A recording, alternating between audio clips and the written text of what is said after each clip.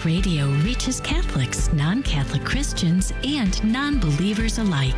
As a nonprofit lay organization financially independent of your diocese, our apostolate is listener-supported. The Station of the Cross has many ways to keep you informed about our programming.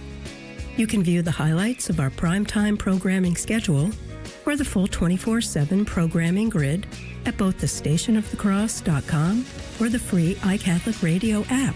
Just search under the Programming tab. Our website also offers a printable version for your convenience.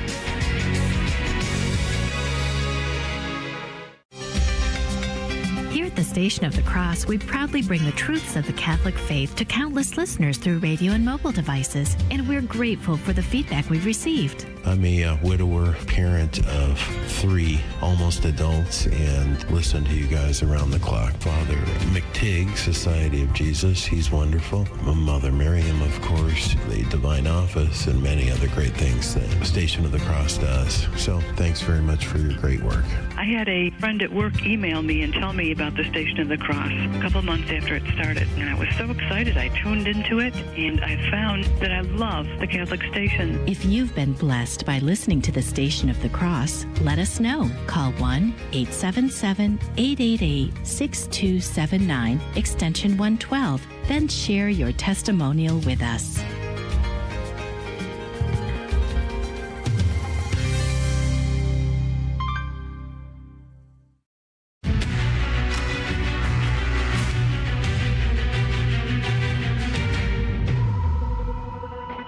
Welcome back to A Catholic Take, a bold synthesis of information and inspiration. I'm Michael Hitchborn, filling in for Joe McLean, who is on a very, very well-deserved vacation.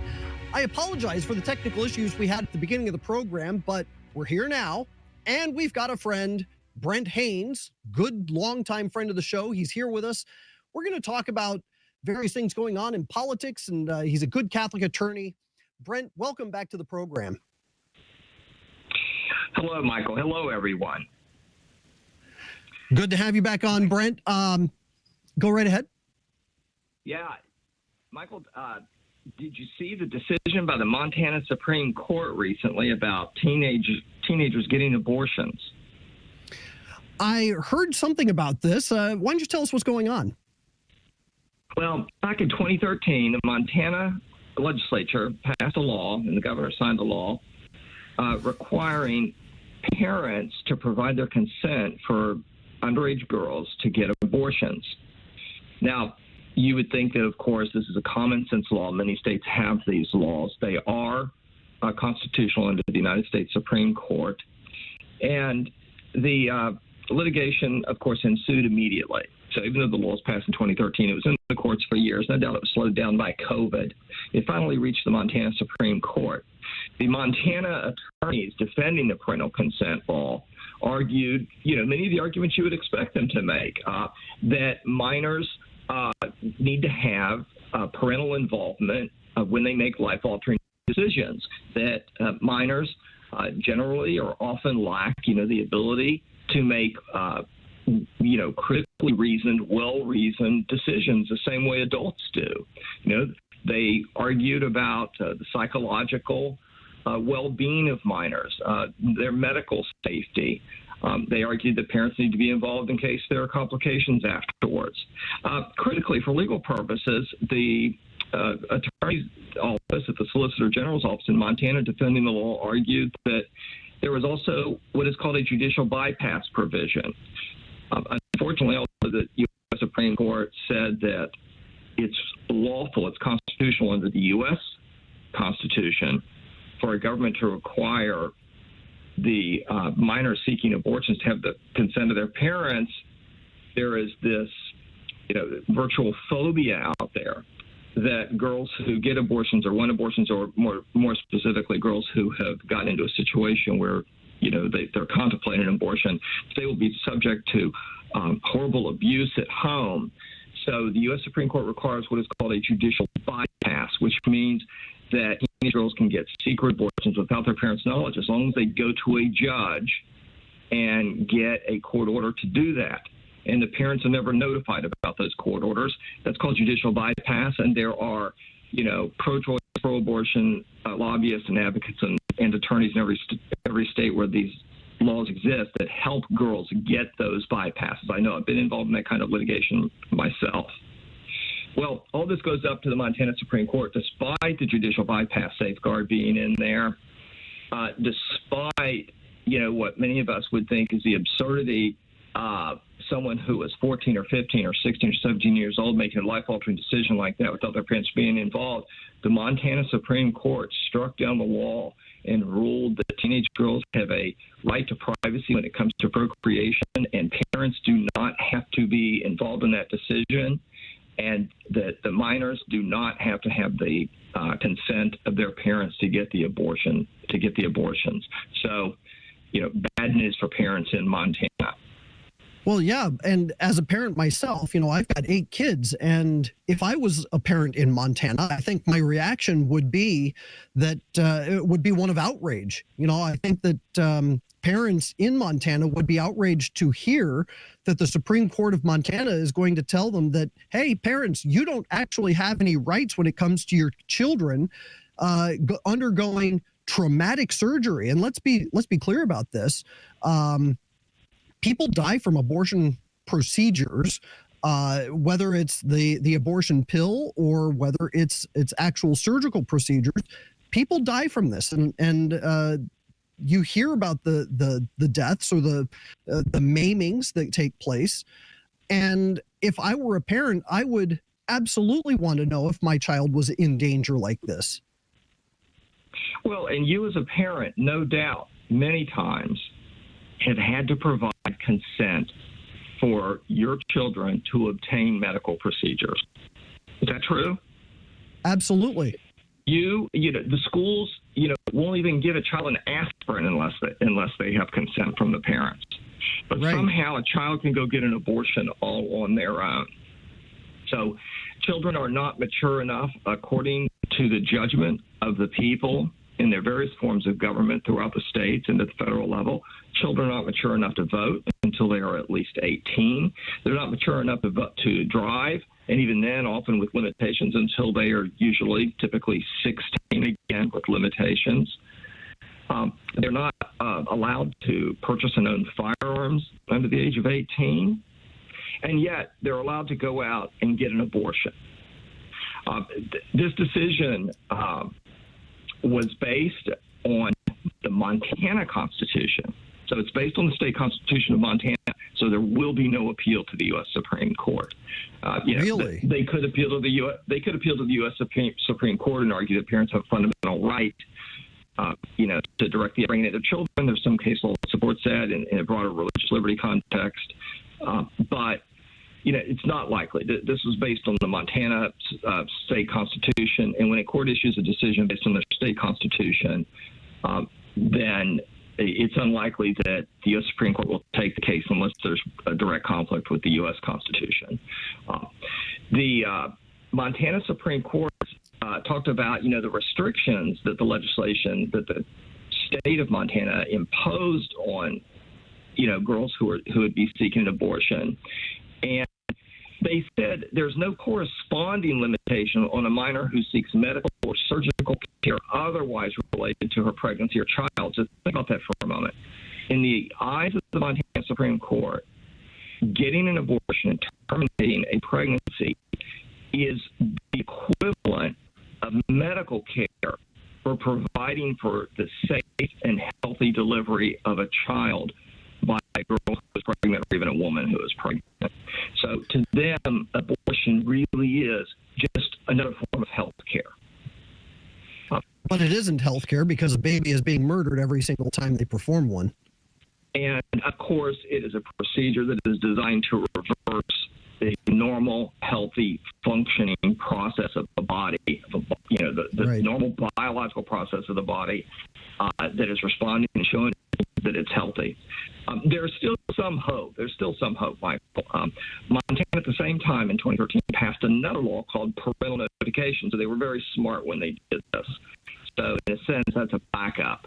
And that requires an abortion provider to provide notice to parents before a child gets an abortion Now, those notification provisions can be pretty weak. They can, in practice, be useless if the notice occurs. If they put the notice in the mail, they wait a lot of time, and then the girl gets the abortion before the parents, get the notice, or for whatever reason it just happens to go to the wrong address.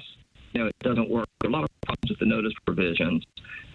So there's some hope there that would help mitigate this problem. But not surprisingly, the parental notification provision is also in litigation. And since the Montana Supreme Court has struck down the parental consent requirement, there's a fair chance they'll strike down the notification provision. They might not.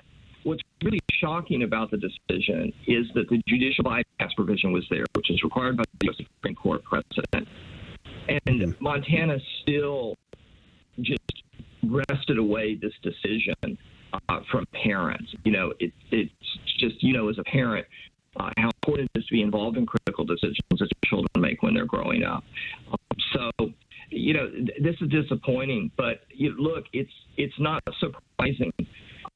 Montana had a referendum back after the Dobbs decision was passed. Montana had a referendum called the Born Alive referendum, and it established, you might remember this, it established criminal penalties for doctors and healthcare providers who did not provide life-sustaining care to newborns who survived an abortion, or who had other problems such as being born severely premature, or who had fatal health conditions. And that went to a vote of the Montana people. Now, you would think that basic human decency would say that whatever the situation is, maybe the doctor was performing what they thought was a medically necessary abortion, which is legal and constitutional, and the church is not opposed to what would be considered a medically necessary abortion. People familiar with Catholic thinking are familiar, for example, with the principle of the double effect. It might be a situation where the child was born prematurely, where the abortion didn't have anything to do with it, but you had a live baby there. And you would think there would be just automatic that the people of Montana would say, well, yes, of course you have to provide health care for those people. And yes, if somebody just ignores the newborn infant, there's going to be a penalty. And Montanans voted down that law. They defeated that law in a referendum.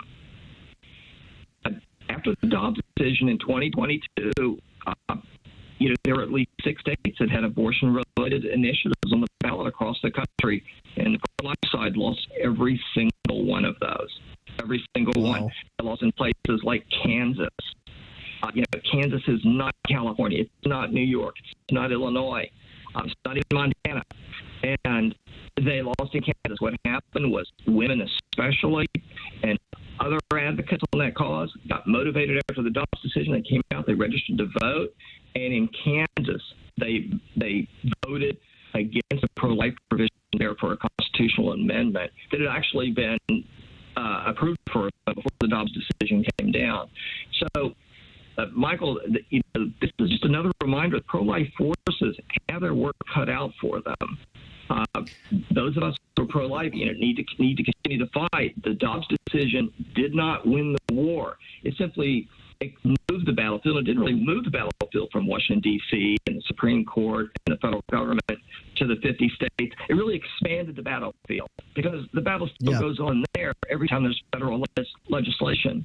So there is, there's a lot of work out there. Hopefully, people will see this and the other pro-life measures that have been defeated in the last 2 years as a sign that we really still need to evangelize the culture.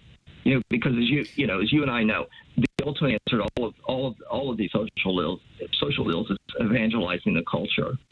But there is good news out there, Michael. The Ninth Circuit, of all places, switching to a different issue on the religious liberty front, the Ninth Circuit recently handed down an interesting decision. In the state of Washington, there's a ministry, a homeless ministry, that was prohibited from hiring according to its Christian beliefs. They filed suit to protect their rights. The federal district court threw it out, and the Ninth Circuit, the most liberal circuit in the country, reversed the lower court and said, no, they have the right to go to court and argue for their First Amendment liberty. So we do win when we go to court and fight these cases. We don't always lose. That's actually quite amazing that would happen in the Ninth Circuit.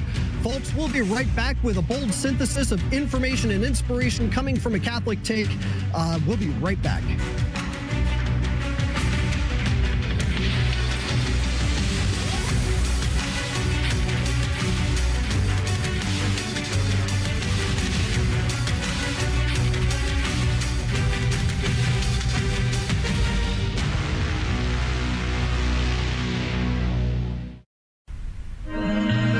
Commanded the apostles to preach the gospel without fear, to proclaim the truth from the housetops.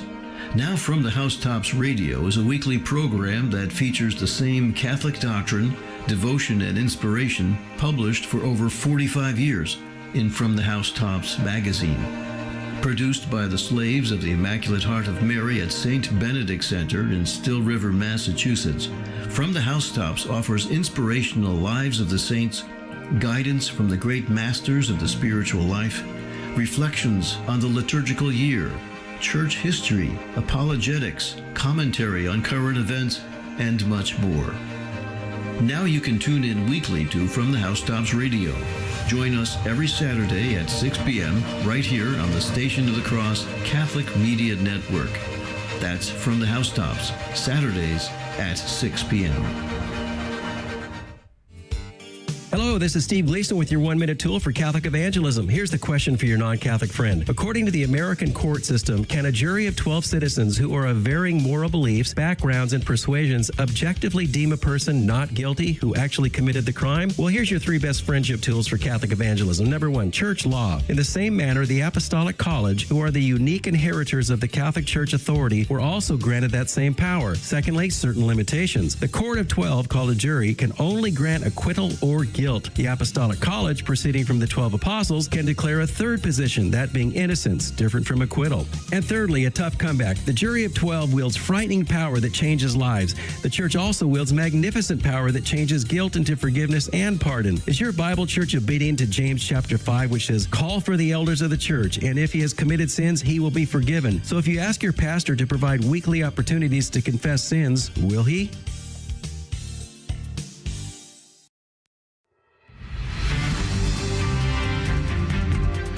Got a quick news break for you. Catholic Vote reports Harley-Davidson backs down on DEI.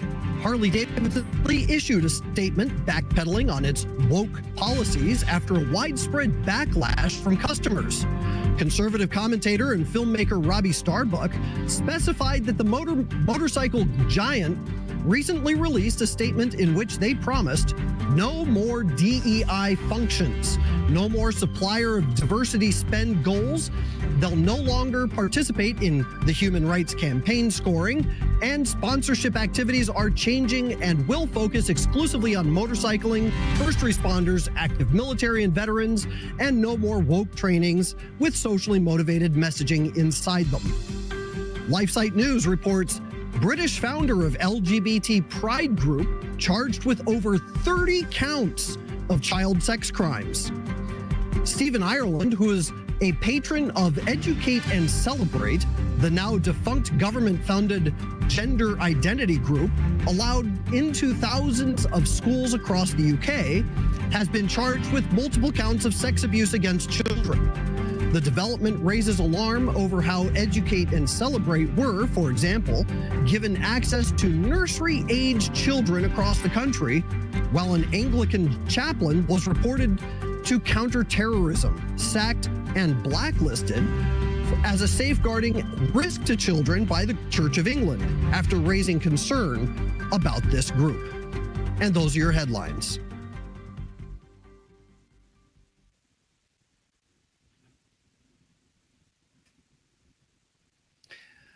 And today we've got with us Bay Macfarlane. Since 2004, Bay Macfarlane has been upholding the dignity of marriage in light of no-fault divorce.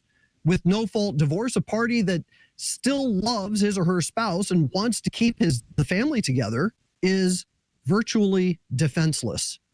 Mary's Advocates is a voice for faithful spouses and provides resources to equip those in positions of authority and influence to encourage reconciliation and denounce marital abandonment and unjust separations. Visit marysadvocates.org.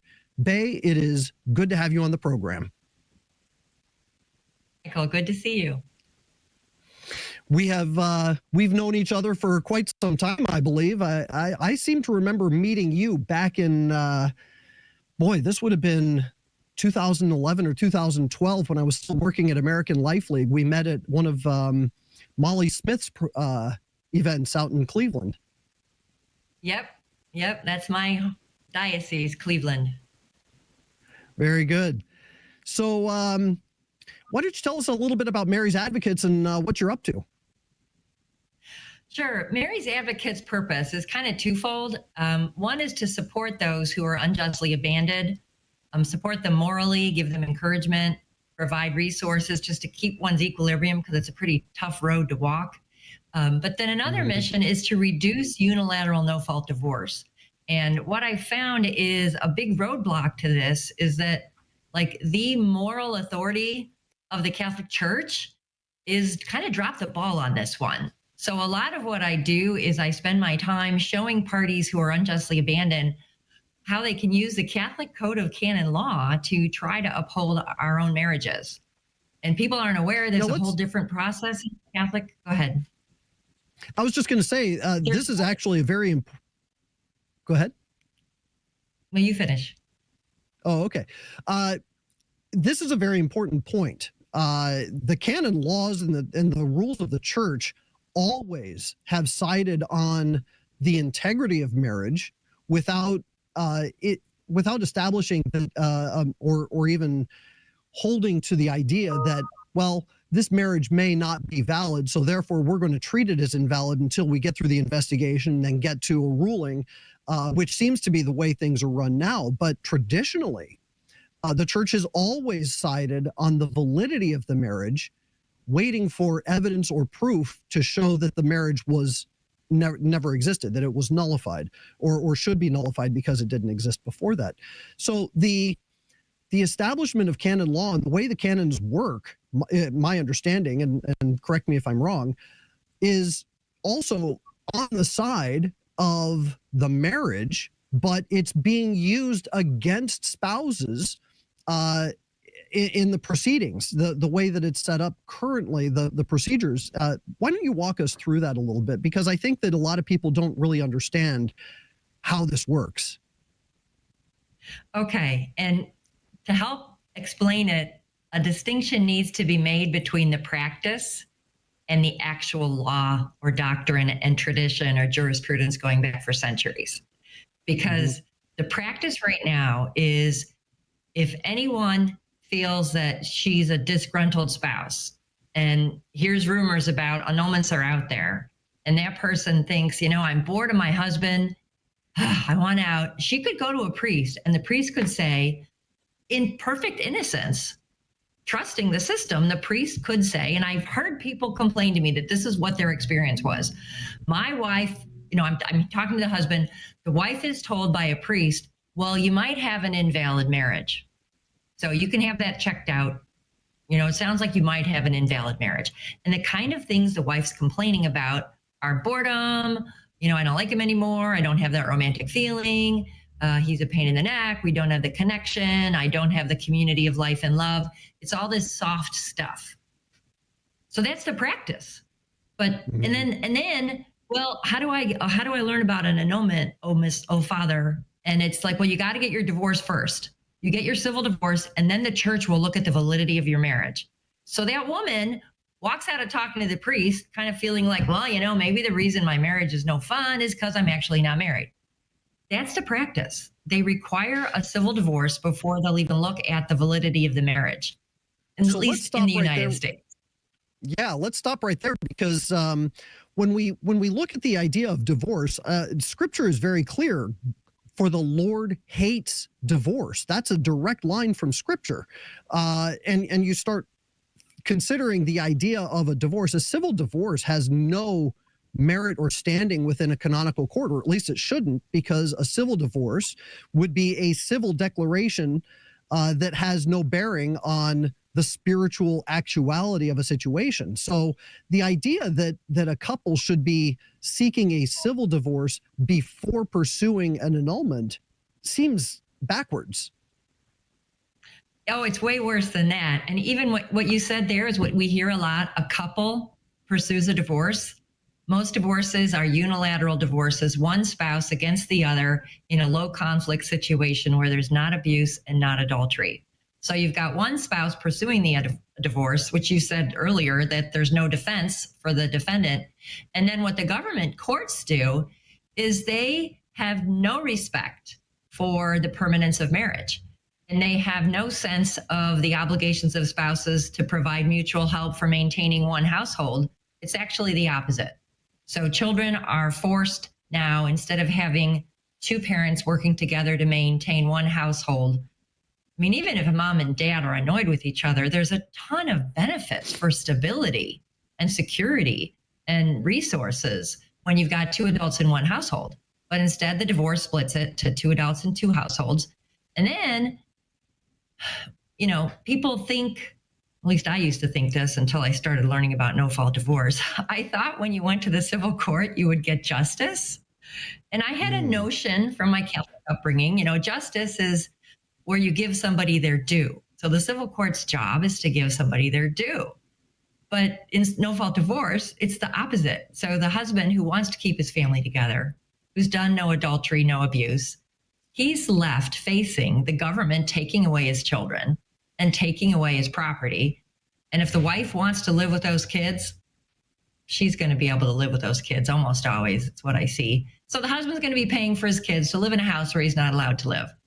So and for the Catholic Church to require this is upside down, backwards. Well, upside down, backwards, and wholly unjust, because what they're doing now is they are introducing a destabilizing scenario that will further degrade the marriage. So instead of allowing for any healing or even ordering, hey, look, you two need to treat this as if you're married and we need to work things out and we'll get to the bottom of it.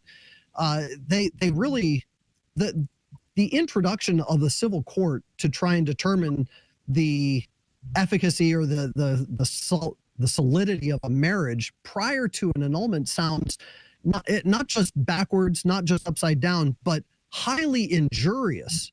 And assuming that the marriage, assuming that the marriage itself is valid and that there is a real valid, what happens then when the church says, you know what, go ahead and get your civil divorce and then we'll sort things out. Oh, but by the way, we've now looked into things. Your marriage is valid, which means you need to get remarried.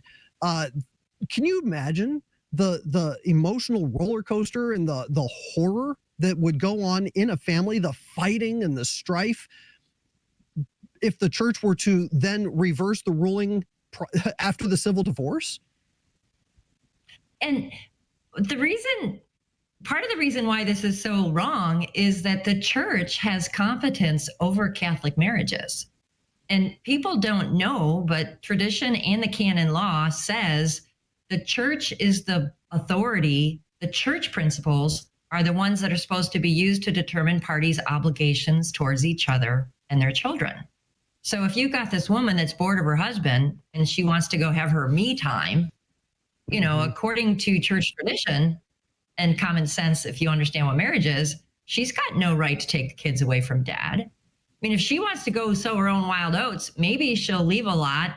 She won't be home a lot, but she won't have the power to destroy the household for the children and the other spouse. But in the civil forum, that's what she'll do. And the church, according to our own canon law, is the one that's supposed to be the determining the parties' obligations. Now, that's the practice. I want to switch over to what's actually the canon law. What is supposed to be happening? What's the way it's written in our canon law? And canon law is it's not just like some invented thing that a bunch of priests and bishops got together to, throw darts at walls and figure out what they felt like doing. It's based on salvation of souls. It's based on moral theology. It's based on church teaching. It's trying to put together a structure so that you can govern a society of the Catholic faithful towards the salvation of souls.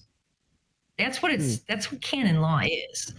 You know, some parts of it are man-made, like, how many weeks before you have an option to apply or an option to appeal or something.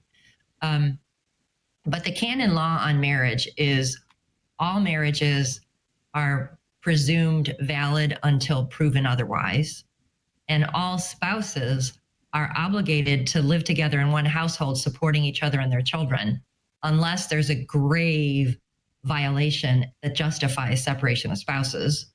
Then there's a difference between temporary separation and permanent separation. Adultery is the only grounds for permanent separation. And even then, the canon law encourages the aggrieved party to forgive. So, I say unrepentant adultery is the only reason for permanent separation of spouses. And even in all of those cases, you're still married. So, that's the basis that the church has. So to say that you have to go get a civil divorce before we even look at an annulment is very bad, is wrong. It's wrong. It's just wrong. Because the woman who's just disgruntled with her husband shouldn't even be separating from him unless he's an adulterer or dangerous. Now, you've been in this particular field for a long time, and I'm sure you've argued this case with various canon lawyers, various priests, and even bishops and cardinals. I would be very interested to hear what kind of response you get. Well, one I hear is that we require a civil divorce before an annulment because in the government, there is a lawsuit that could be filed for alienation of affection. So if the church told you your marriage was invalid without your divorce, then the church could end up being sued for alienating affection from spouses. And that's ridiculous, because that laws are only on the books like life. Why don't we complete that thought on the other side of the break here? We're coming on a break, and we will be back in just a few moments. So stand by, and we'll see you soon.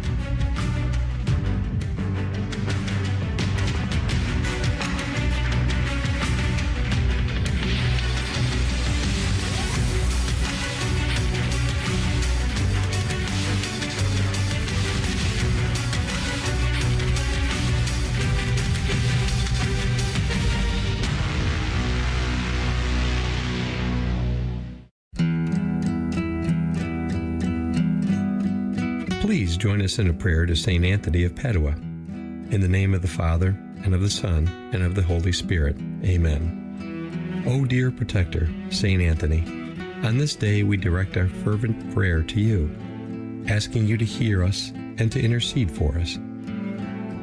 We are parents who ask for peace in our families, our worthy occupations, and our daily bread. We are children who ask for divine assistance and protection in the hope of a successful and happy future. We are the needy poor, the afflicted, and sinners who come to you for help and grace. Therefore, speak on our behalf to that child whom you hold in your arms, and we are sure of being heard. Amen.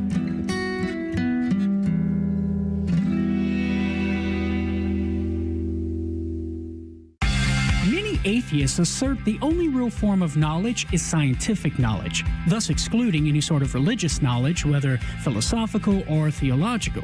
Such a belief is called scientism, and it's unreasonable for two reasons. First, it's self-refuting. Its truth cannot be verified by the scientific method. It's a metaphysical proposition, and as such, is not scientific knowledge. But if science can't verify the truth of scientism, well then, scientism itself cannot be a legitimate form of knowledge, in which case, it's self-refuting. Moreover, scientism undermines science as a rational form of inquiry, because it denies presupposed philosophical assumptions that are necessary to even do science, such as there's an external world outside the minds of scientists. So, to reject God's existence on the grounds that it's not scientific knowledge is simply unreasonable. I'm Carlo Broussard with a ready reason for Catholic Answers, Catholic.com.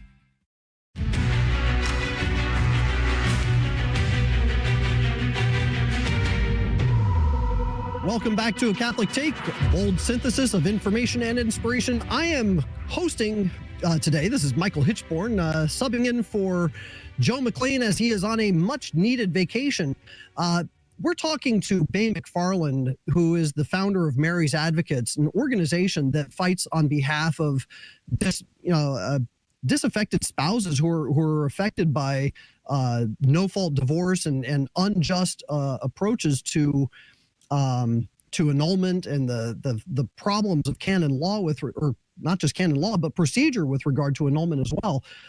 Bay, before the break, we were talking about the reaction that you get from priests and bishops and canon lawyers to the challenge that, hey, canon law says that you're supposed to follow a proper procedure, and you're completely dismissing what canon law is doing.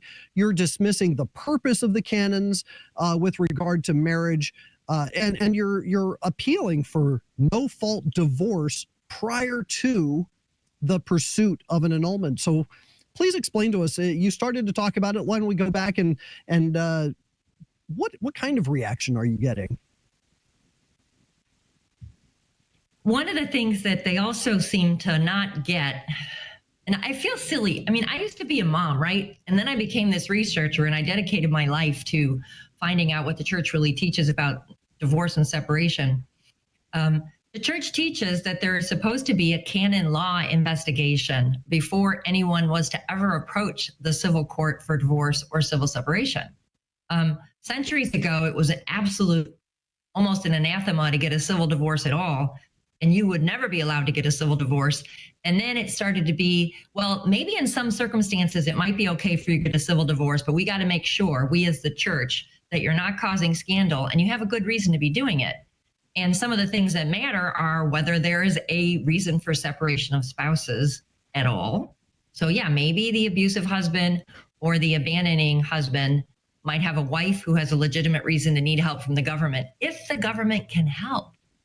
And she still have to have her bishop's permission every time she goes to file for a civil divorce. That's the canon law that's on the books right now.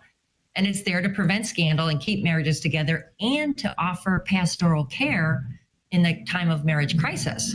So what I'm hearing instead is, and the way I hear this, the pushback, we have a petition on Mary's Advocates website that's based in canon law, and a abandoned spouse can use it to ask the church to intervene. And it's got 2 pages of fine print showing the basis in canon law for this petition. And the petitioner is basically asking for an investigation in a case of separation of spouses, which is not an annulment at all. And the petitioner is asking the church, hey, can you help reconcile us? My husband or wife has abandoned me. And if he doesn't agree to work on reconciling, then I ask that you find that he's actually an abandoner. And there's a historical jurisprudence to support this. And what happens sometimes is the church comes back and says, okay, you want a decree of separation? Then go to the civil forum to get all the civil effects figured out. End of story. And the person's like, what? That's not what we were asking for. And there's this notion amongst diocesan personnel, I think. Well, actually, I know it's a notion amongst them, the ones that I dealt with and had to try to defend marriage against this notion, is that the civil government handles all the civil effects of marriage. And then they go on to say the civil effects of marriage are property division, support, and custody of children and visitation time of children. And the canon law does use this word, civil effects of marriage. And it's used in context of when is a bishop allowed to give permission for a party to go to the civil forum to figure out a separation case. Because a separation case, including determining obligations, can be decided by your diocesan tribunal. This separation case for Catholics can also be decided by your bishop. And in some circumstances, a separation case could be determined by the civil forum. But that's only supposed to happen if you have permission from your bishop first, and the civil forum will create an order that's not contrary to divine law. So, and the bishop, and this is where the civil effects words come in. Let me bring myself back to make sense out of this. The bishop could give permission for the civil form to handle the merely civil effects if all those other conditions were met. But then you start to ask, well, what is merely civil effects? Because this is like philosophical stuff, so I'm a little bit weak on it, but the things I make that are clear is there's some kinds of effects of marriage that are purely spiritual. Sure. Okay, maybe there's some kinds of civil effects that are purely civil. Then there's some kind of effects, did I say that wrong? There's some effects of marriage that are purely spiritual, some that are purely civil, and there's some that are mixed. So the ones that are mixed, you're not allowed to give to the civil form. You're only allowed to give to the civil form the ones that are merely civil effects. An example I come up with is your tax status. Gee, do I file my taxes as a married person or as a single person? That doesn't have too much to do with the moral obligations of spouses towards each other and their children. Right, but the obligation. You know, one of the things that I'm kind of hanging up on here, and I'm listening to you, and I'm listening to what the bishops and the priests are attempting to do, but they've stacked the deck so much against the marriage by handing over all of this authority over to the civil government first, saying, okay, pursue your civil divorce first, which usually requires a legal separation for a period of time, at least in the state of Virginia. You have to be legally separated for a year before you can pursue a civil divorce. So even there, the church is ceding authority to the state and saying, well, the legal separation isn't up to us. It's going to be up to the state to determine. So the state's going to set up the separation, and then the state's going to determine whether your marriage is going to be invalidated. And then we'll conduct an investigation to figure out whether it was actually a marriage or not. And that's when so they're stepping themselves out of the entire process up until the end. And then at the end, it sounds like what they're doing is they're simply affirming what the state finds. Can you imagine if priests and bishops ceded the validity of their orders over to the government first? And the government says, you know what, Bishop, we don't know if your consecration as a bishop is valid, so we're going to divorce you from your church, and we're going to go through a process to determine whether you should actually be a bishop here in the state of Virginia or not. And then the church can have a canonical process to figure out whether your holy orders are valid or not. Can you imagine? Right. And in the meantime, you have to go work at Walmart or wherever you can get a job, teaching a high school or something, because you don't know if you have your job or not. It's right. And because the practice is so contrary to the actual church, the moral theology and canon law on marriage, Mary's Advocates right now has a petition, and you signed the petition. Thank you for that, where we're asking everyone to join, because I'm going to send letters to all the archbishops in the United States about this problem, asking the archbishops to stop this divorce mandate before they look at the sacramental nature of a marriage. Well, I don't even understand how they can. Right. I don't even understand how they can justify turning to the state first. It's such a like they're ceding so much authority over to the state. It's just insanity. And the scandal I'm going to give you the last word. Go ahead. The scandal it's causing, because everyone sees people getting divorced who are supposedly good Catholics, and there's no response from the church at all. We're just treated like everybody else. I mean, if I was an abortion doctor or I was forcing transgender surgeries on people, you would hope the church would say, hey, that person can't be doing what she's doing and call herself a good Catholic. You can abandon your spouse, and the church is totally silent. And it's supposed to be our teacher and our shepherd. And it's not helping the souls of the abandoners either. Hey, thanks so much for joining us. Thanks so much for joining us at the Catholic Take. I am Michael Hitchborn. I've been with you for the last 45 minutes, actually. Download the iCatholic Radio app for the podcast. Go to the landing page at... So what did you think of today's show? Let's discuss that right now in the After Show. Your take on the After Take. Comment, interact live with me and the team. All you need to do is search for one of our live video feeds on Facebook, YouTube, Rumble, Twitter, LinkedIn, and elsewhere. Simply search for the Station of the Cross, Joe McClain, or A Catholic Take. I'm looking forward to seeing you and interacting with you directly. It all starts right now. It's the After Show. And we're back for the After Show. Good morning, everyone. We made it. What a morning. I know. Yes, what a morning indeed. Okay, 1 second here, and I will give some shout-outs and good mornings to everyone. Let me make sure things are open. We missed like 15 minutes of good mornings and everything, but 1 second here. I want to see if I can get Michael and I both on the same screen. That would clear things up a little bit. Where are we? So busy with all the other issues today that I forgot to get this part. Oh boy! Forgot to get this part set up. But we got both of our guests on. That's the important thing. We had two great guests. Hopefully we can get. Be great to get Bay on another time to continue that discussion. Absolutely, yeah. No, she's really good. See if there's more updates on that petition. So this way it looks like Michael and I are looking away from each other, but but this was the simple this was the simplest solution I could come up with. So who do we have here? We've got I'm going to go to the Rumble first because there were some dedicated listeners there who dealt with Rumble not starting on time with everything else and then crashing halfway through. So they missed even more of the show than everyone else did. Our Rumble listeners. So good morning to James 16897. Good morning to Apoc Gabriel, which I assume is short for Apocalyptic Gabriel or Apocalypse Gabriel. Good morning to you, Gabriel. And then we had some other listeners on the other iteration of the show on Rumble. Who do we have here? Oh, and I can't see the chat. So sorry to everyone. I know Sci-Fi Mike was over there. A couple other folks were there. Good morning to you. Sorry for you guys having to scramble around finding alternate listening. And sorry for everyone for the show yesterday. We also had some technical issues yesterday, and we had to run an encore. But glad we could get both of our guests today.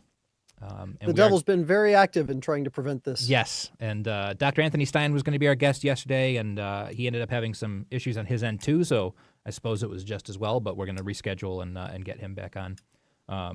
We'll be back with Joe tomorrow. Joe will be live from the Buffalo studio here because he's coming up for our 25th anniversary conference. So we'll be back live with Joe tomorrow, and then he'll be live from Buffalo Monday, Tuesday, Wednesday of next week, and then he's going on a much longer break and vacation, traveling all around the Northeast and then back home. So Michael will be back with us for quite a few shows. Starting then, we'll have a nice long stretch. Hopefully, we'll have all the issues ironed out, and it'll be much smoother then. Oh yeah. But it'll be fun with Joe live in studio. It's been a while. I wish I could join you guys up there in Buffalo. I saw that you have a wonderful lineup for your anniversary program, and I wish I could be there.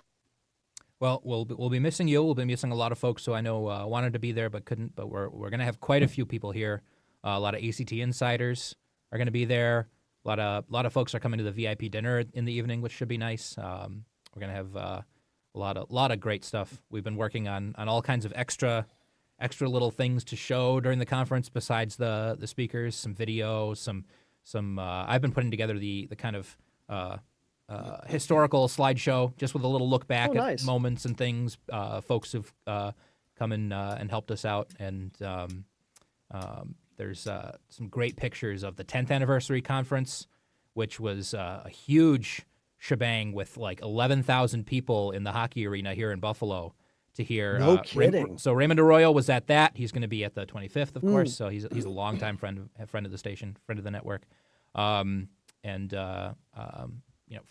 John Carapi was the kind of the keynote speaker at that conference. Oh wow. But it was 11,000 people there. Bishop, I think it was Buffalo's auxiliary bishop came and said mass, and there were 20, 30 priests or something like that. It was a big deal. So we don't have quite that many priests at our 25th, but we're going to have a lot of great opportunities. In fact, Friday night we're having a solemn high mass with some of our Ask a Priest live priests. So that's going to be That great. sounds fantastic. Yeah, Yeah, it's gonna I be was, lovely. I saw the announcement and I thought, okay, I really want to go. And I was looking at my schedule and I had a lot of travel at the end of June. I had some travel at Mhm. the end of July. And actually, I just got back from climbing Mount Ararat. So, That's right. um, Yeah.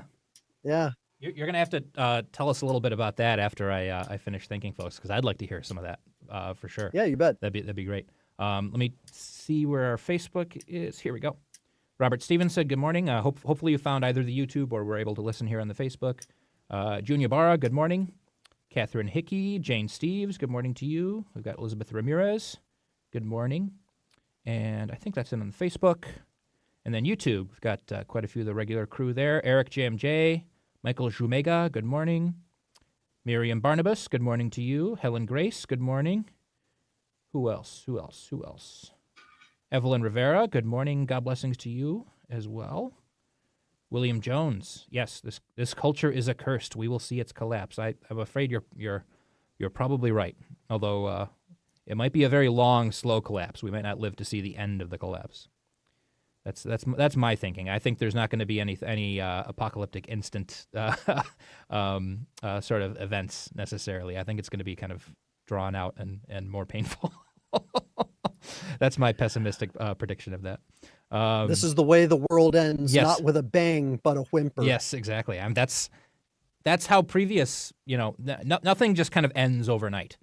There's a lot of, it in hindsight of history, it can be like, oh wow, that happened pretty fast. It only took a year or something for this to happen or whatever. Like, certain, maybe in smaller areas, like we've seen countries fall. We've seen, the Soviet Union and all that kind of fell apart very quickly, so to speak. But, I hesitate to even say that was like the fall of a culture necessarily. And the signs of that were a long time coming, over the 80s and stuff. So, we might see dramatic events happening, but the culture itself, I think it's going to hold on for dear life just because that's how people are. People are going to want to hold on to all of their comforts and the things that they're used to, and they're going to, it's going to be a fingertips on the cliff sort of situation as we're going to the end of maybe not the end of Western civilization. Maybe that's too dramatic and pessimistic to say, but it sure seems like it's on its last legs here. There's the Sodom and Gomorrah option. Yes, that's the only real, apocalypse of apocalypses sort of situation. Yeah, where we'll see. I know Joe thinks we're heading for that.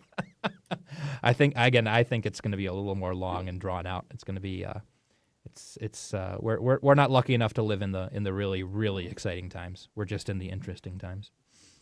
Oh. But Jim Bowden says hi from Sydney, Australia. Nice. Welcome. Yeah. He says a lawyer, trad Catholic. We have no fault divorce here in Australia since 1975. It's a total disaster. May God help us. Yes, indeed. Yep. Anyone else here? Luckily, I can see the whole chat today. I think I'm not suffering from what afflicts Joe's view and losing messages. Shaquille, good morning to you. And Sharon Felton, good morning. Sharon, I believe you're heading our way in your motorhome. So looking forward to meeting you in person at the event. I think you might be sitting at our ACT Insider table. No spoilers, but I'm pretty sure we've put you there with Joe and some of the other insiders who are coming. Deborah Saints, good morning to you. KSW Benedictine Oblate, good morning. Anyone else? Did I miss anyone? I think I've got everyone. Oh, Laura, I saw you, Laura. Good morning to you. Yeah, that's. Hopefully, you weren't taking what I said as combative. I was just sort of correcting the view of annulments. Annulments aren't just the Catholic version of divorce. Like an annulment is saying, "Oh, your marriage never existed to begin with." So, bad things can happen after a marriage between spouses and stuff, but that doesn't mean that the marriage wasn't valid. It might be a symptom of the fact that the marriage wasn't valid, but that's what the investigation is supposed to do in the proper sense. Right. So. Right. So with physical abuse, like it might be, you might need to separate the spouses might need to physically separate, but that doesn't necessarily mean the marriage was invalid, even although it could be a symptom of the fact that the marriage was invalid. But again, you need the investigation to determine that. And in such a case, the bishop is supposed to give direct permission for such a separation to take place. Yes, yeah. And that's, one of the big problems is that everything's kind of just delegated like it's a corporation, type of thing. It's like, that stuff gets, delegated to the tribunal or delegated to parish priests, like, because it doesn't work like a diocese is supposed to work anymore. Right. Yeah. Veritas 80. Good morning to you. Los Creole Salve. Not Duska. Well, not Duska, whatever you are. Good morning to you. And anyone else? I think that might be it. Alberto. Good morning. I didn't know it was on today. Has your hour changed? No, we were just very late because we had some technical issues, so we missed our first segment. In fact, if we get a moment, I might read our saint of the day because it's a really great story, and it's an English saint, Alberto, or a Welsh saint actually. So a good story for you. I know it's like 3 different Marian feast days today. It's the octave of the Assumption, it's the Immaculate Heart of Mary in the 60 calendar, and the Queenship of Mary in the modern calendar. So, but I went with this St. John Kemble from England because it's a great little story. So maybe we'll get to that. But I want to hear about Michael's Ararat trip. Make sure I'm not missing anyone here. I saw 1 or 2 other. Yeah, M. Proximus. Good morning to you. And Mac Thompson. Good morning. So if you married someone who was previously married and they never got that first marriage annulled, are those valid grounds for annulment? I would say, yeah, that marriage is not valid either. Yep. It's like if you weren't baptized properly, then your ordination is not valid because you have to be properly baptized. Like that case with that priest in Arizona or wherever it was, right? So. Yep. And it would be grounds for it. It would at least warrant an investigation. Yes. Oh yeah, Kevin Jiber. Good morning. KSB. Good morning. Diane Stroud. Oh, yes, Diane, if you ask, I'm sure he'll tell the story. Joe likes to tell the same stories multiple times for anyone who missed them, so I'm sure if you ask him, he'll tell you the Joey Ox story. The Lost Creole. Jake, need a waiter or bartender for the VIP? I work for Graces. You're more than welcome to come and do some freelance bartending. I will never turn down someone who wants to do bartending for me. Maria Lupini, Paul Vos, good morning. Anyone else? I think that's it. Laura, every day is a school day. Well, I hope so. I hope I was educational enough for you there, and I hope you're right that the warning or whatever will convert billions. That'd be wonderful. That'd be way better than us than everything ending in fire during our lifetime. Yeah. That'd be much more preferable. No one should be hoping. No one should be hoping for the apocalypse and hoping for an end to things because ends are very painful. We should be hoping for conversions and reversions and turning things around if possible. Weirder things have happened. I think a lot of people are just rip the Band-Aid off quickly kind of people, and I'm the same way. I sympathize. Give me my punishment and make it fast. Yes, I sympathize. The issue is what you're hoping for you is not necessarily what's best for everyone else, because if you're saying, hey, God, I'm in a state of grace, let the asteroid hit now. How about all the people around you who aren't in a state of grace? You want them to have time, right? So let's remember, God gave David an actual choice of 3 different kinds of punishment. One of which seems like it would have been kind of fairly light, but it would have been something that lasted a long time. Yep. David chose the fast option. He chose the one that only lasted 3 days, and it was 3 days of plague that killed 70,000 people. Yeah. Yep. Not necessarily an ideal situation when it comes to if you want your friends and neighbors and family to die in a state of grace. You want them to have as much time as possible to revert, because all it takes is that last moment, and you can be saved. So, but I think that's everyone to say good morning to. Oh, let me just our Telegram insiders, which normally I go to first, but I forgot because I've been all over the place this morning. So I think I said good morning to James there. Who else we've got? Paul Wasik. It's been good to see you this past week. And Jen Nugent, good morning to you. Rachel Jordan. Damon, of course, always up first. Good morning. Kevin Jiber's there, too. And then, Joe McLean. Good morning to you, Joe. Oh, look at that. He will be in Niagara Falls this evening. I didn't even see your message this morning, Joe, because I was at 6:43. I was busy starting to scramble to see what was going on with our tech issues here. So good morning to you. And, great pictures, Sharon. I see your motorhome there. Awesome. Can't wait to see you. And Eileen Rain, good morning to you. Thanks for all the hard work you do for us here, volunteering to call screen for us all the time. And Jerome, good morning. Oh, you guys were up late. That's not even morning anymore. That's just after midnight. That doesn't count. All right, I think that's everyone. So, Michael, I want to hear about your trip to Mount Ararat and your search for the lost Ark. Right. So, I was invited, and now the search for the lost Ark is a secret element. So I would ask your audience not to talk about that part of it. That's okay.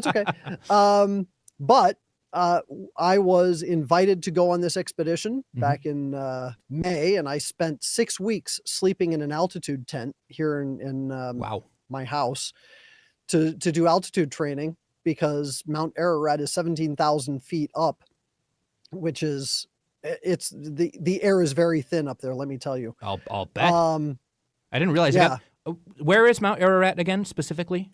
It's in Turkey. It's on the far eastern side of Turkey, right on the border of Armenia and Iran. So we're into the Caucasus Mountains, which are very big mountains. Oh, yeah. This is not. Yep. People might be thinking it's more in the Holy Land region, and the mountains there aren't all that high. They're more like big hills. A lot of the mountains down there that you hear about. But so we're talking about actual mountains. Oh yeah. In the Caucasus. 17,000 feet up. It's got permanent tundra.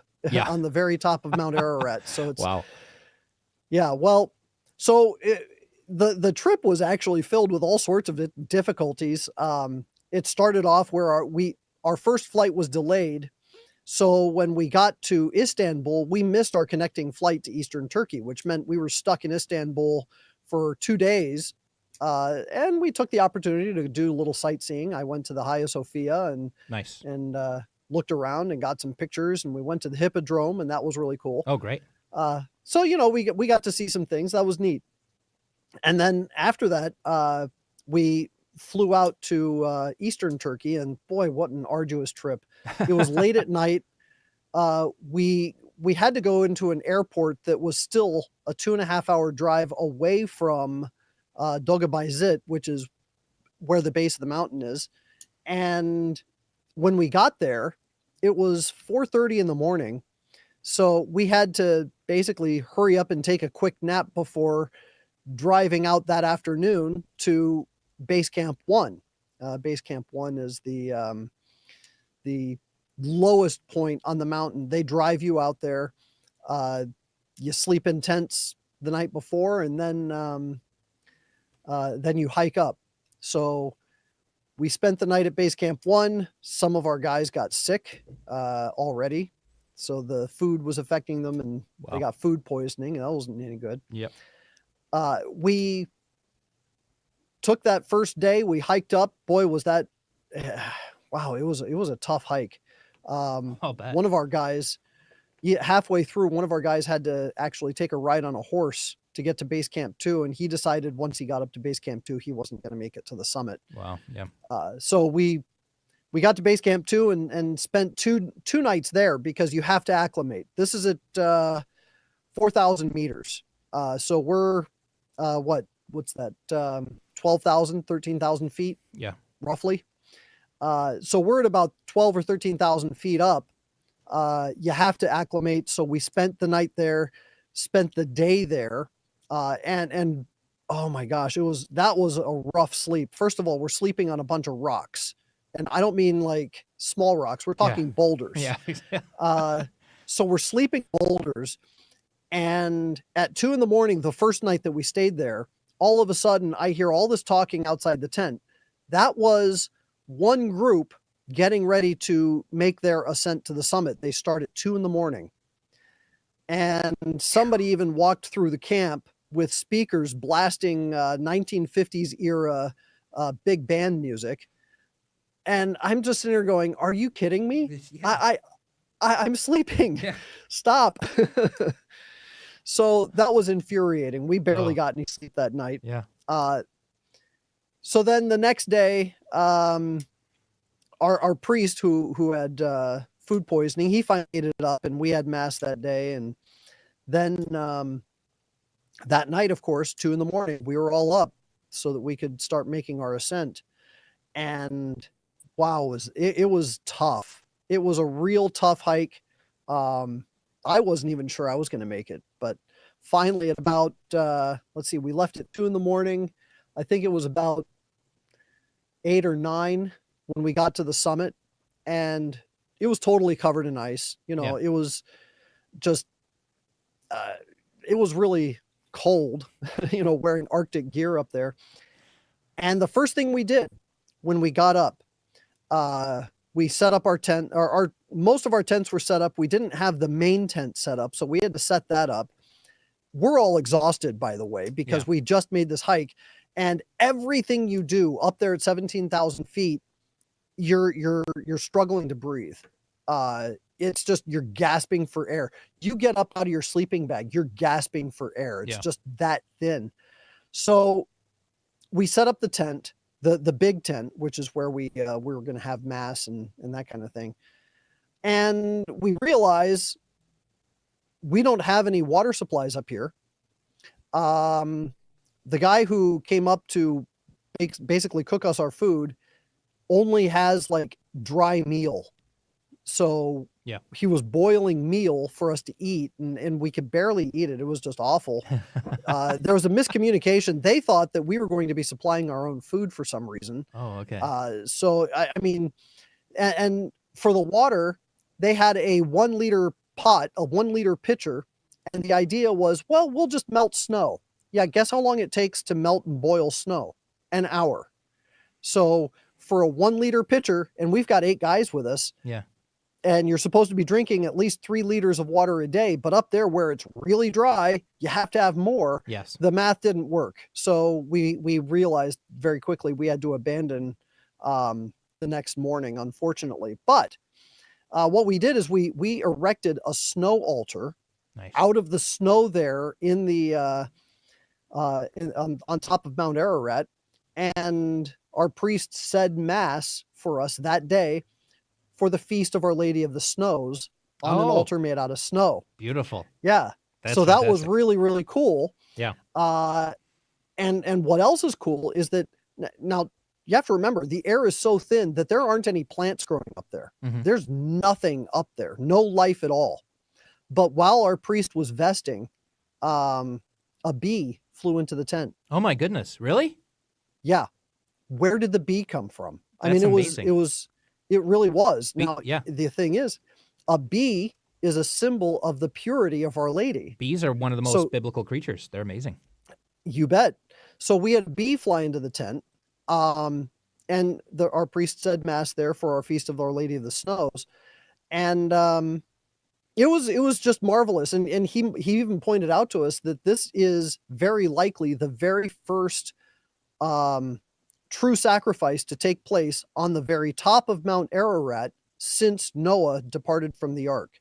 He said what it takes to get the accoutrements for a proper mass to the top of Mount Ararat. Mm-hmm. And he knows because he had to carry a lot of stuff, and we had a lot of things coming up. He said there's no record that we have of a Catholic mass taking place on the summit of Mount Ararat. So this is very likely the very first true sacrifice to take place up there. And knowing that, I'm assuming it was a Roman, traditional Roman rite.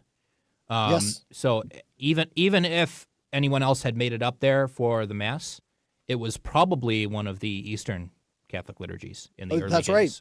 I would assume. That's right. So I would say it's a near guarantee that it was the first traditional Latin mass ever offered on Ararat, if there's no recent record of it. So that's right. I don't think, unless maybe one of the Crusaders was just like, I'm going to take a side trip over to Mount Ararat and walk up this mountain to it.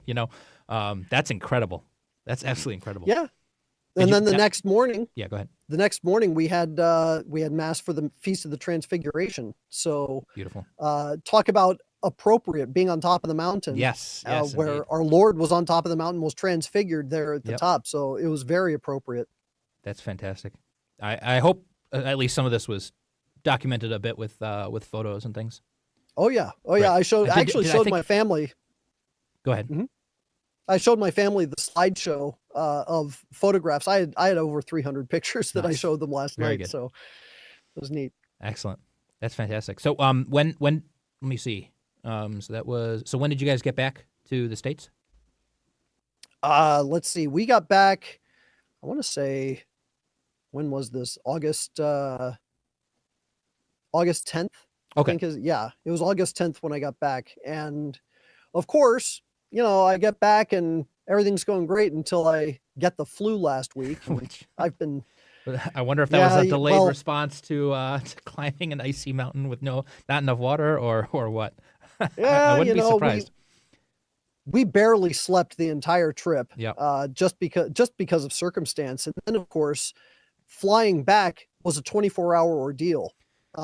Even though I technically made it in the same day, flying from Eastern Turkey all the way to Virginia.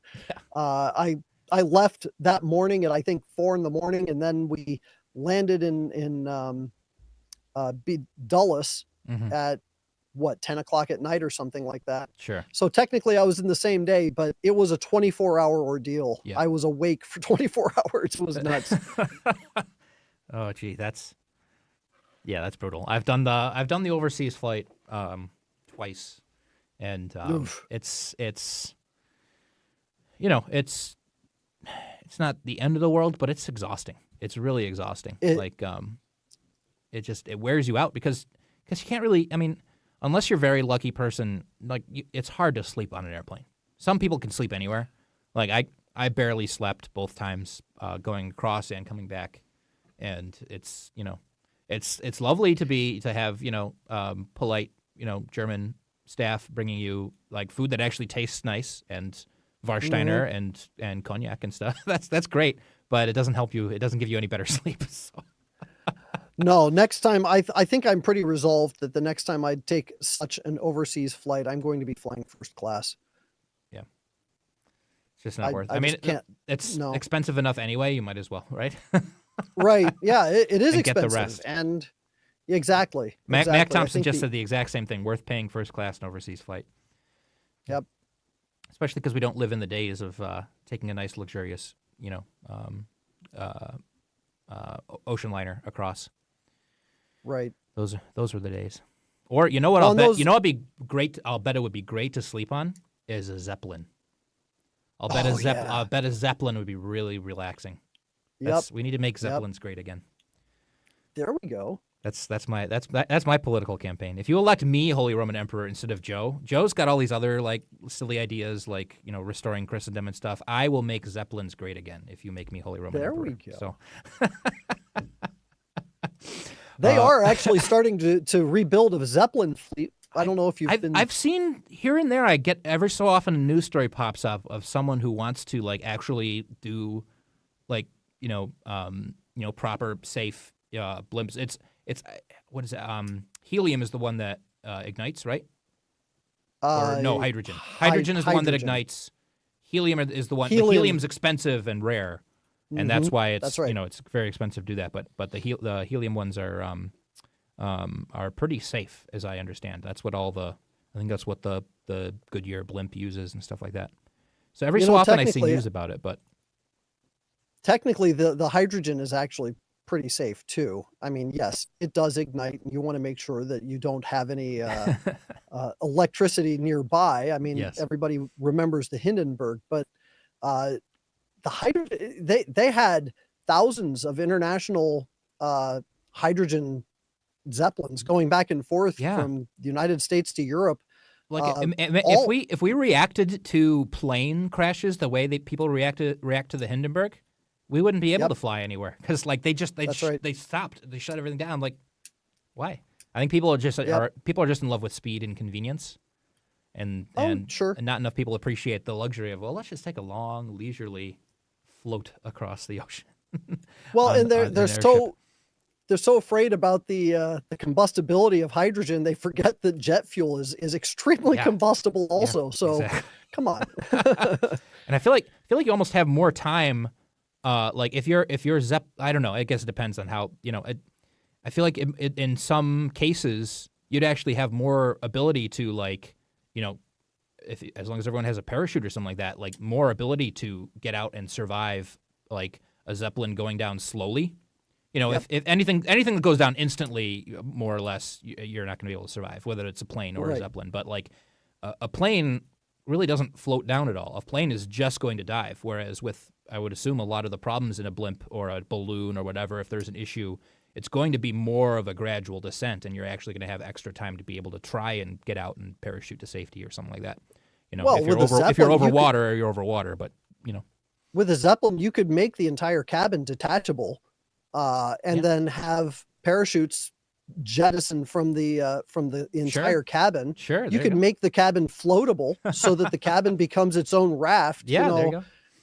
There are all sorts of things you can do with a Zeppelin that you can't do with an airplane. Yeah, I think the lesson is that Zeppelins are basically perfect, and that's why we need to make them great again. I agree. All right, I do want to fit in. I want to fit in this story of John Kemble because it's a great little story here. Our saint of the day.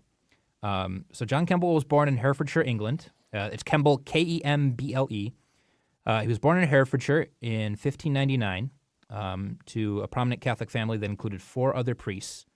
He was ordained in Douai, France, at the English College. And then he went back to England, and he served as a missionary for over 50 years. So he was discreetly ministering to Catholics in Anglican England for over 50 years, and he even had Protestants who admired his work and his virtue. And so in 1678, an Anglican by the name of Titus Oates comes up with this fake news story about this popish plot, where basically they're accusing the Catholic Church of conspiring to assassinate King Charles II. And this was totally fake, but it spurred a whole increased persecution of Catholics who were kind of able to get along for a little while under the Anglican, under Anglican rule, and then persecution gets heightened again under this popish plot. And so Father Kemble's 80 years old. He's warned of his impending arrest, and he says, "Nope, I'm not going to leave. I want to tend to my flock, and if I am arrested and I die, then that's a fitting end to my, career, so to speak, my vocation as a priest." So he's arrested. He's found guilty of the crime of being a Catholic priest because they can't connect him to the popish plot because there is no popish plot. It's fake. And he's sentenced to be hanged, drawn, and quartered, which is a pretty terrible death, by the way. That sentence is you're hanged, but not until you die. And then you're taken down still alive, and then you're cut open and your guts are pulled out, and then you're chopped into 4 pieces and sent to 4 different corners of the kingdom, basically. So he's found guilty of this, and but he's so well respected that they allow him to finish all his prayers on the morning of his execution, and they even let him share a final cup of wine, of sherry sack, and a final pipe of tobacco with his executioners. And in the local area around his home, Herefordshire, Kemble cup or Kemble pipe was the slang for when you're having one last cup or one last smoke before you leave. So he even gave his name to a popular expression in the area, and he proclaims his innocence and says he's dying for the Catholic faith. And the crowd is so sympathetic that they basically just hang him until he's dead, and they let him die the less painful death of just being hanged to death before they begin all the other parts of the execution. So he died on today, the feast of the Feast of the Immaculate Heart in the 60 calendar, the Feast of the Queenship in the modern calendar. For most of church history, it was simply the octave day of the Assumption. And but he's one of the 40 martyrs of England and Wales who were canonized in 1970. Wow. So May 4th and October 25th are kind of the group feast days elsewhere in the church, England, Wales, that sort of thing. But his feast day is today, and I love his story. So he was our saint of the day for today. But coming up tomorrow, let me just double check who we've got on the docket, because, like I said, Joe's going to be back in studio, so we'll be saying goodbye to Michael Hitchborn temporarily, but you'll be back next Thursday, I believe, right? I think so, yeah. Yes. So tomorrow we've got Jay Lachazy, I think, is our guest from Catholic Land Movement, so we'll be talking about that.